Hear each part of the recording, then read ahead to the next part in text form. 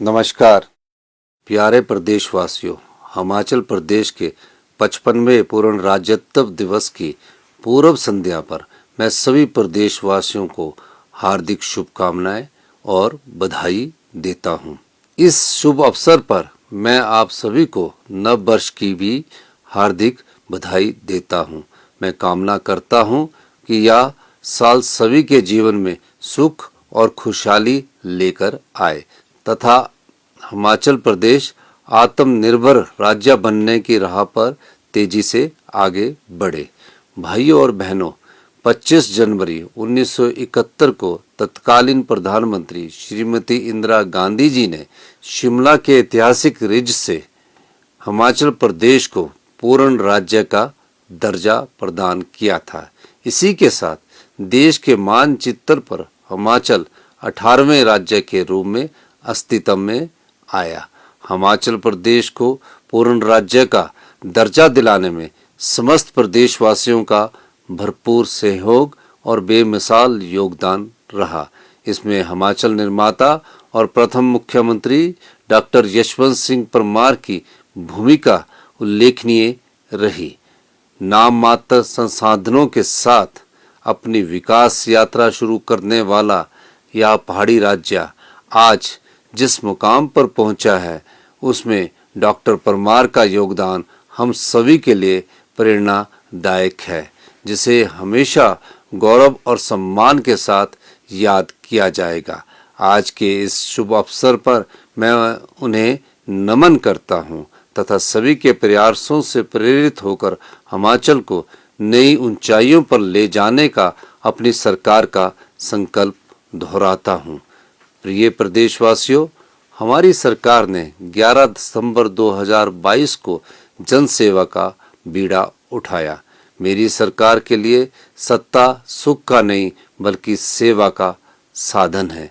पिछले 2 वर्षों में हमने एक और जहां हिमाचल को आत्मनिर्भर और सबसे समृद्धशाली राज्य बनाने की दिशा में समर्पित प्रयास किए हैं, वहीं राजनीतिक और आर्थिक चुनौतियों के साथ साथ इतिहास की सबसे बड़ी प्राकृतिक आपदा का भी मजबूती के साथ सामना किया है। पिछली सरकार हिमाचल प्रदेश पर 75,000 करोड़ रुपए से अधिक का कर्ज तथा कर्मचारियों की देनदारियों के रूप में लगभग 10,000 करोड़ रुपए का आर्थिक बोझ विरासत में छोड़ गई है।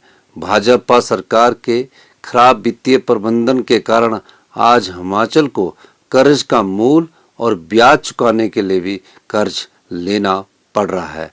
व्यवस्था परिवर्तन के संकल्प के साथ महत्वपूर्ण वित्तीय सुधार लाते हुए हमने 1 वर्ष के भीतर संशोधित आबकारी नीति लागू कर 2,631 करोड़ रुपए का अतिरिक्त राजस्व अर्जित किया है।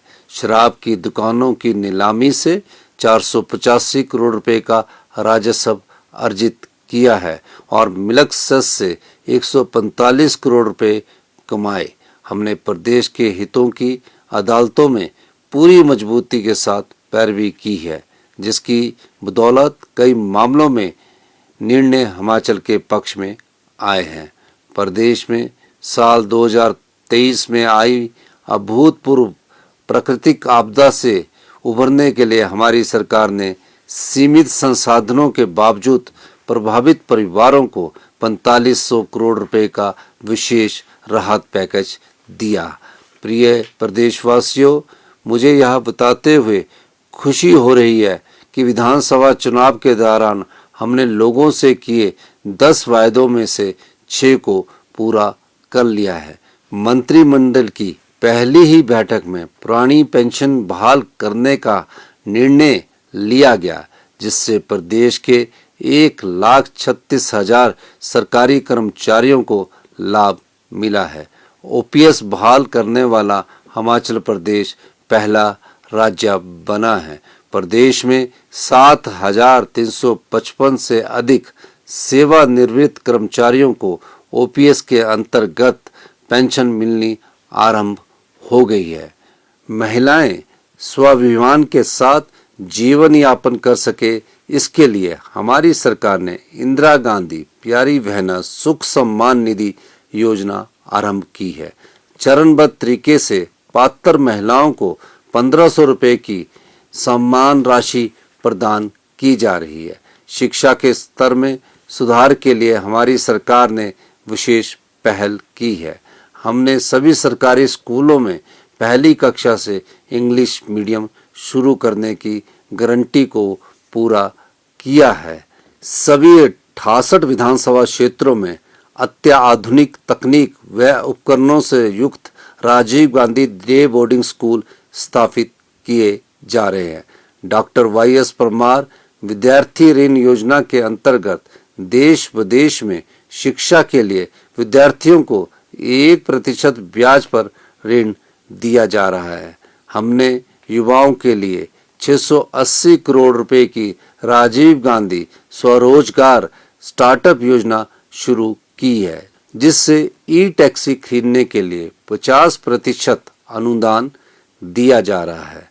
सरकारी कार्यालयों में 5 वर्षों के लिए लीज पर ई टैक्सियों का संचालन किया जाएगा। पहले चरण में लगभग 200 युवाओं को ई टैक्सी परमिट प्रदान करने का लक्ष्य रखा गया है। प्राकृतिक पद्धति से उगाए गए गेहूं को 40 रुपए और मक्की को 30 रुपए प्रति किलोग्राम के न्यूनतम समर्थन मूल्य पर खरीदा जा रहा है।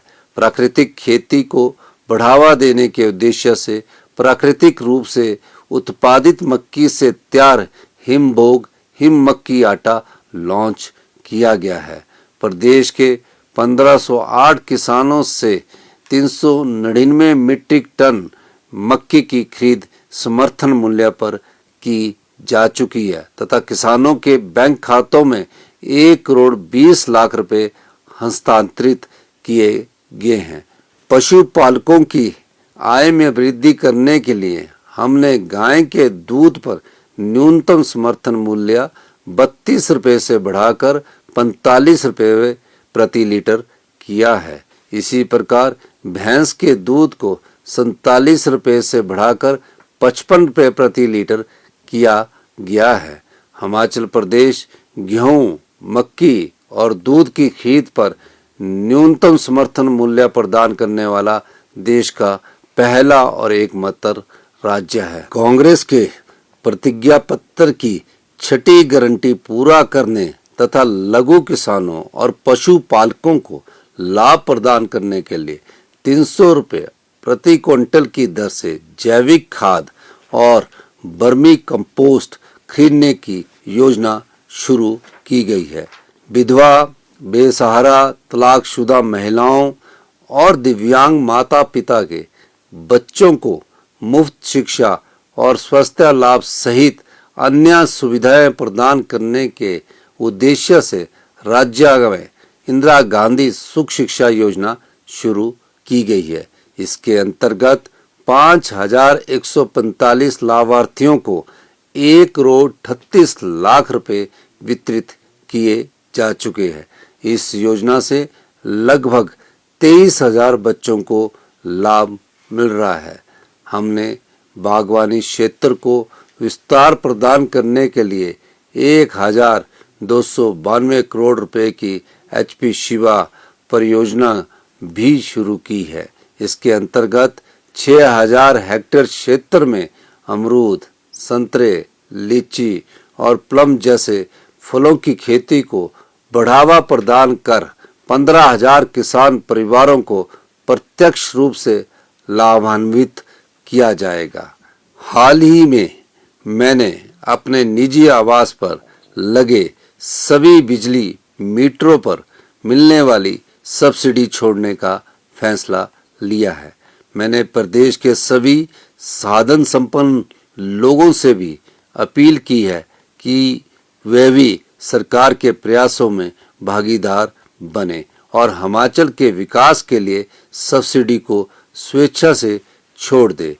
ग्रामीण आर्थिकी को मजबूत बनाने के लिए प्रदेश सरकार गंभीर प्रयास कर रही है।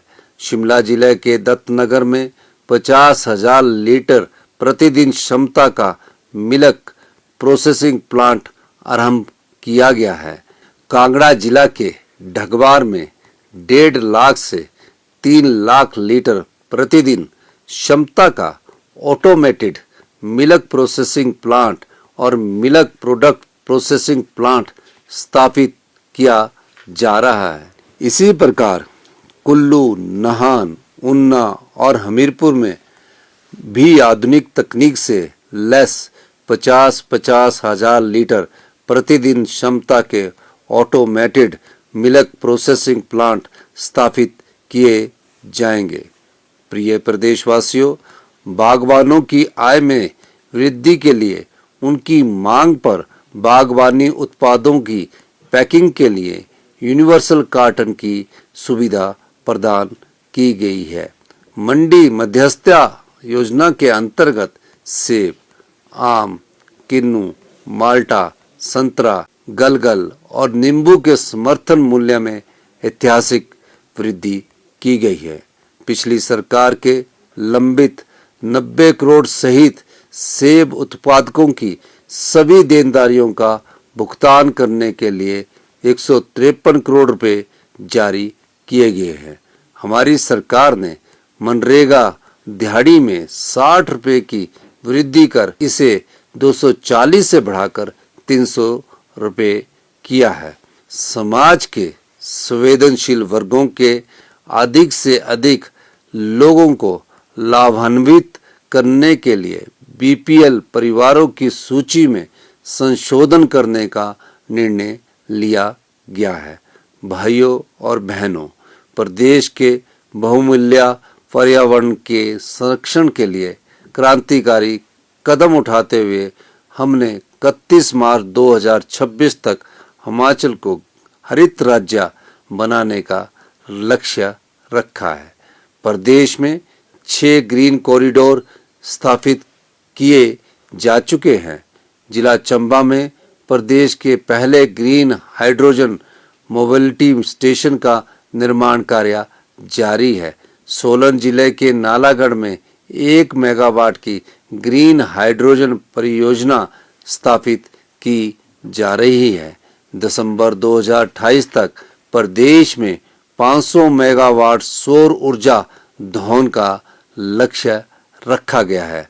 ऊना जिला के पेखूवाला में 32 मेगावाट सौर ऊर्जा परियोजना रिकॉर्ड समय में तैयार कर जनता को समर्पित की गई है। इलेक्ट्रिकल बसों की खरीद के लिए 327 करोड़ रुपए जारी किए गए हैं। मुख्यमंत्री वन विस्तार योजना के अंतर्गत लगभग 600 हेक्टेयर बंजर पहाड़ियों पर पौधारोपण किया जा चुका है। प्रदेश के सरकारी स्कूलों में शिक्षण कार्यों में गुणवत्ता लाने और विद्यार्थियों को बेहतर सुविधा प्रदान करने के उद्देश्य से हमारी सरकार ने स्कूलों के क्लस्टर बनाए हैं। इस पहल से छात्रों और अध्यापकों के अनुपात में भी सुधार हुआ है। बच्चों को पौष्टिक भोजन देने के लिए मुख्यमंत्री पौष्टिक आहार योजना शुरू की गई है। इससे लगभग 15,000 स्कूलों के 5,35,000 से अधिक बच्चे लाभान्वित हो रहे हैं। 10वीं और 12वीं कक्षा के 10,552 मेधावी छात्रों को टैबलेट प्रदान किए गए हैं। राज्य में 850 शिक्षा संस्थानों को उत्कृष्ट संस्थान का दर्जा दिया गया है। प्रदेश के 6,297 प्राइमरी स्कूलों में प्री प्राइमरी कक्षाएं आरंभ की गई है। अंतर्राष्ट्रीय स्तर का शिक्षा अनुभव प्राप्त करने के लिए अध्यापकों को देश और विदेश के नामी शिक्षण संस्थानों का दौरा करने के लिए भेजा जा रहा है। प्रदेश में 69 आदर्श स्वास्थ्य संस्थान बनाए जा रहे हैं। इनमें से 49 आदर्श स्वास्थ्य संस्थानों में 6 विशेषज्ञ चिकित्सक तैनात किए जा चुके हैं। कैंसर मरीजों को इलाज सहित 42 प्रकार की दवाएं मुफ्त प्रदान की जा रही है। आईजीएमसी शिमला में नए कैंसर हॉस्पिटल भवन और ट्रॉमा सेंटर का लोकार्पण किया गया है। हमीरपुर में कैंसर का उत्कृष्ट केंद्र स्थापित किया जा रहा है। चंबा और हमीरपुर मेडिकल कॉलेज के लिए 200 करोड़ रुपए जारी किए गए हैं। अगले 2 महीनों में आईजीएमसी शिमला में पेट स्कैन मशीन स्थापित की जाएगी। प्रिय प्रदेशवासियों, हमारी सरकार हिमाचल को जल पर्यटन के एक अग्रणी केंद्र के रूप में विकसित कर रही है। गोविंद सागर सहित अन्य जलाशयों में पहली बार cruise, shikara, houseboat, high tech motor boat, jet ski और वाटर स्कूटर सहित आधुनिक सुविधाएं विकसित की जा रही है। कांगड़ा हवाई अड्डे के विस्तार सहित प्रदेश में 16 हेलीपोर्ट का निर्माण कार्य प्रगति पर है। हम प्रदेश में रोपवे निर्माण से पर्यटन उद्योग को बढ़ावा दे रहे हैं। जिला शिमला में 1734 करोड़ 40 लाख रुपए की लागत से दुनिया का दूसरा तथा भारत व एशिया का पहला 15 स्टेशनों को जोड़ने वाला 13.79 किलोमीटर लंबा रज्जू मार्ग बनाया जा रहा है। भाइयों और बहनों, इस पहाड़ी राज्य के विकास में सड़कों के महत्व को ध्यान में रखते हुए हमने सड़कों और पुलों के निर्माण में तेजी लाई है।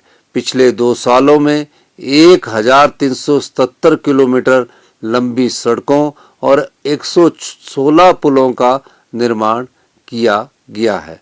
देश की आज़ादी के बाद पहली बार बड़ा भंगाल जैसे अति दुर्गम क्षेत्र को सड़क सुविधा से जोड़ने और शिमला जिला के डोडरा क्वार तक पक्की सड़क पहुंचाने की पहल की है, जिससे ये क्षेत्र भी विकास की मुख्य धारा से जुड़ जाएंगे।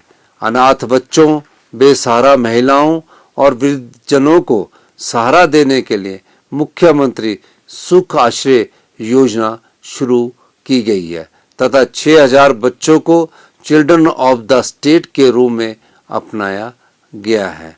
हिमाचल प्रदेश अनाथ बच्चों और बेसहारा वर्गों को सहारा देने के लिए कानून बनाने वाला देश का पहला राज्य बना है। हाल ही में 22 चिल्ड्रन ऑफ द स्टेट को चंडीगढ़, दिल्ली व गोवा के लिए 13 दिनों के भ्रमण पर भेजा गया है। रात्रि ठहराव के दौरान इन्हें दिल्ली और चंडीगढ़ में हिमाचल भवन के उन कमरों में ठहराया गया है जिसमें मंत्री, विधायक और वरिष्ठ अधिकारी ठहरते हैं। गोवा में उनके लिए 3 स्टार होटल की व्यवस्था की गई। भाइयों और बहनों, वर्तमान में 8,18,000 लोगों को सामाजिक सुरक्षा पेंशन दी जा रही है।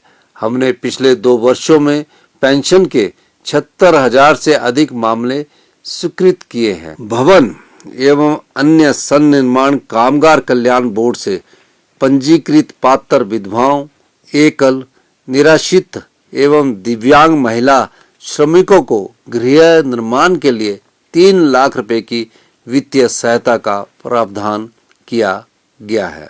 मुख्यमंत्री कन्यादान योजना के अंतर्गत 4800 बेटियों को 24 करोड़ 20 लाख रुपए की वित्तीय सहायता और मुख्यमंत्री शगुन योजना के अंतर्गत 13,799 बेटियों को 42 करोड़ 78 लाख रुपए की आर्थिक मदद दी गई है। हमारी सरकार ने कर्मचारियों और पेंशनरों को महंगाई भत्ते की 3 किश्तों में 11% डीए का भुगतान किया है। प्रदेश में पुलिस कर्मचारियों की डाइट मनी को भी 210 रुपये से बढ़ाकर 1,000 रुपया किया गया है। प्रदेश में पहली बार तहसील और उप तहसील स्तर पर विशेष राजस्व अदालतों का आयोजन किया गया। वर्षों से लंबित पड़े राजस्व मामलों का समाधान होने से उन सभी लोगों को बड़ी राहत मिली है, जिन्हें वर्षों तक भूमि से जुड़े मामलों की सुनवाई के लिए सरकारी कार्यालयों के चक्कर काटने पड़ते थे। युवाओं को नशावृत्ति के चुंगल से बचाने के लिए राज्य सरकार कड़े कदम उठा रही है। युवाओं के नशा मुक्ति एवं पुनर्वास के लिए राज्य स्तरीय सलाहकार बोर्ड गठित करने का निर्णय लिया गया है। भाइयों और बहनों, हमारी सरकार ने युवा खेल प्रतिभाओं को प्रोत्साहित करने के लिए राष्ट्रीय और अंतर्राष्ट्रीय खेल प्रतियोगिताओं के विजेता खिलाड़ियों को पुरस्कार राशि में उल्लेखनीय वृद्धि की है। हाल ही में प्रदेश के 21 अंतर्राष्ट्रीय पदक विजेताओं को 14 करोड़ 77 लाख रुपए की इनाम राशि प्रदान की गई है। खिलाड़ियों की डाइट मनी व यात्रा सुविधा में भी वृद्धि की गई है। प्रदेश के दूर दराज इलाकों में रहने वाले लोगों को अपने छोटे छोटे काम करवाने के लिए जिला मुख्यालय या राज्य सचिवालय आने की जरूरत न पड़े और उनके धन व समय की बचत हो। इस सोच के साथ हमने सरकार गांव के द्वार कार्यक्रम की शुरुआत की है। मैं खुद दुर्गम क्षेत्र डोडराक्वार और कुपवी के गांव में गया और लोगों की समस्याओं का समाधान करने के लिए वहां रात्रि ठहराव किया। मेरे मंत्रिमंडल के सहयोगी भी इस कार्यक्रम का हिस्सा बन रहे हैं ताकि अधिकारियों की मौजूदगी में लोगों की समस्याओं का तेजी से समाधान हो और दुर्गम क्षेत्रों में विकास को नया आयाम दिया जा सके। मैं आपको विश्वास दिलाता हूं कि प्रदेश के विकास और जन कल्याण के हमारे संकल्प में हर बाधा को पार किया जाएगा। हमारी सरकार हिमाचल प्रदेश को आत्मनिर्भर और सबसे समृद्धशाली राज्य बनाने के लिए लगातार प्रयास कर रही है। मुझे पूरा भरोसा है कि इस संकल्प को पूरा करने में आप सभी प्रदेशवासियों का भरपूर सहयोग आने वाले वर्षों में भी मिलता रहेगा। मैं एक बार फिर आप सभी का हमारी सरकार को अपार समर्थन, सहयोग और स्नेह देने के लिए आभार व्यक्त करता हूं। मैं आप सभी को विश्वास दिलाता हूं कि हिमाचल प्रदेश तथा प्रत्येक हिमाचल के नागरिक की उन्नति, विकास और कल्याण के लिए हम पूर्ण समर्पण और निष्ठा से काम करते रहेंगे। एक बार पुनः आप सभी को पूर्ण राज्योत्सव दिवस की हार्दिक बधाई। जय हिंद, जय हिमाचल।